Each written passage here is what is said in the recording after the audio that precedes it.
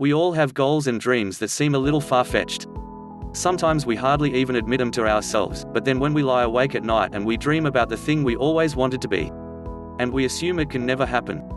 Well, I am of the belief that you really can make anything happen as long as you have the determination and as long as you never give up. Sometimes it means working incredibly hard, and sometimes it means taking the less obvious route to getting what you want. And to demonstrate, consider the case of Sylvester Stallone. How Stallone landed his star-making role, despite everything. If you've ever looked at someone highly successful and wished you could swap place with them, consider that they weren't born that way, and that maybe they once thought the very same thing. At the ripe age of 30, Sylvester Stallone had only $106 to his name and had been forced to sell his dog Butkus. Those are some hard times.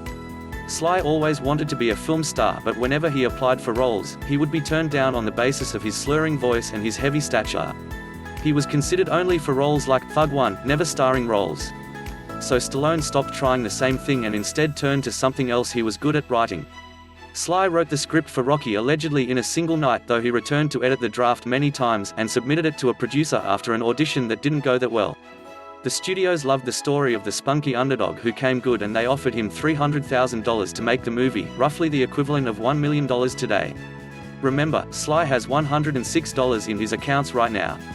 But he turned them down and said he would only let them make the movie if he could star. The studio was reluctant and offered more and more money. Eventually, they agreed to his terms, but only on the proviso that he would take minimal pay and would have a tiny budget to work with on the movie. The rest, as they say, is history. What we can learn, the first thing we can learn from this is that it's never too late to be what you always wanted to be. You might be jealous of other people right now, but you're probably on the right course. Just stick with it. The other lesson to take here is to stick to your guns, to know what you want and accept nothing less. Had Sly taken the $300,000, none of us would know his name today. And finally, don't always take the most obvious route to the top. If you're not having any luck going the obvious way, then come up with a new strategy and get creative. There is more than one way to every destination.